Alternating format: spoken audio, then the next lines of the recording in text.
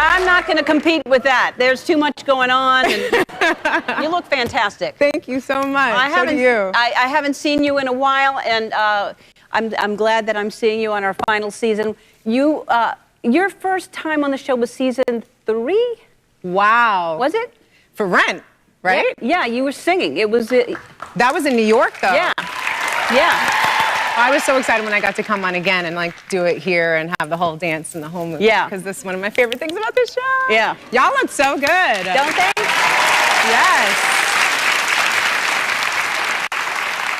You look all gussied up. I know that you don't. You live in the country now, and I guess you don't dress that way in the country. Absolutely not.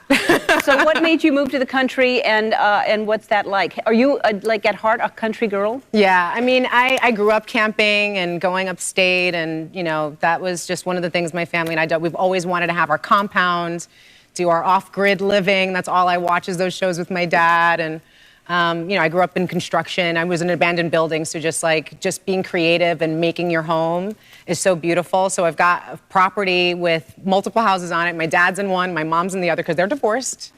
But we're still close-ish. And it was, you know, we've talked about it forever, but after this pandemic and being so kind of cooped up together, it was like, this is the time to make it happen. Wow, that's fantastic. Yeah. So you drove across country. That was one of the things you did during the pandemic. Yeah. That you actually physically drove? I drove the bus, yes. It was the only thing that I could rent at the time. And my dad didn't want to fly. He just had his pancreatic cancer surgery and was recuperating from that. So I ended up driving him across country, and he gave me one of the best compliments ever, because when we landed there, upstate New York, he said I could probably fly a plane. Because it was a 29-foot long, 13-foot tall bus. Had you driven a bus like that before? No, I had not ever done that before. I had Popeye arms by the time I got him cross country. It was like... Did you do 8 and 4, or did you do... 8 and 4, you yeah. Now, wait a minute.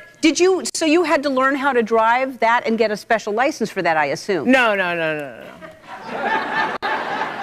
What do you mean you don't have to have a special license Apparently to drive? Not. You'd have to know how to turn a certain way that's a bigger thing than a car. Wow. All right.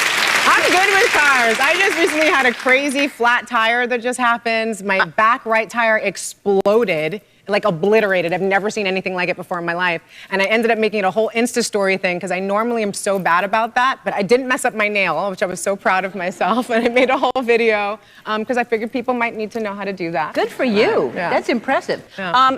And you've got so much going on. Fashion Week, you have a fashion line. Yep. It's sustainable clothing, Yep. and you won an award for sustainability, right? Yes, with CFDA Sustainability Award. This is my partner, Aubrey Plaza. This is our recent show that we just did. Last year, because of the pandemic, we ended up showing our collection by having, we're based in Ghana, so we had all our seamstresses and tailors front row in our factory being able to see everything, and that's how we shared it. And then this year, it was on 9/11 that we showed. So we ended up having a Farsi singer and a piece that was done from sounds that were picked up right after 9/11 20 years ago. And my friend Sarah Jones did a poem and spoken word piece. We had dancers. Like, we always make it a real celebration of culture and heritage and sustainability and ethical fashion. Beautiful, beautiful. Yeah. And let's talk about, we have a little bit of time before we go to break, because I want to talk about Dope Sick, but your new movie that you are producing, This Is Not a War Story? Yes. Okay, you want to tell everybody about that? Yes, so This Is Not a War Story is directed, performed, written by my friend Talia Lugasi. I met her when she was 15, I was 16 years old, and we always said we were going to work together. And this is our second film feature that we've done, and this is about moral injury and veterans who are coming back from war and committing suicide, and astronomical numbers. Veterans kill themselves, 17 veterans kill themselves every single day. And that number is actually quite low, because that doesn't count people who've been discharged dishonorably or people who don't sign up for their VA benefits.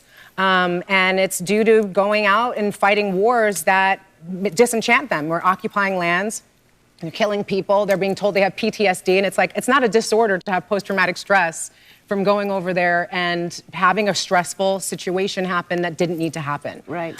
So this film is talking about Frontline Arts as an organization. So Talia worked with all of these veterans to write it out.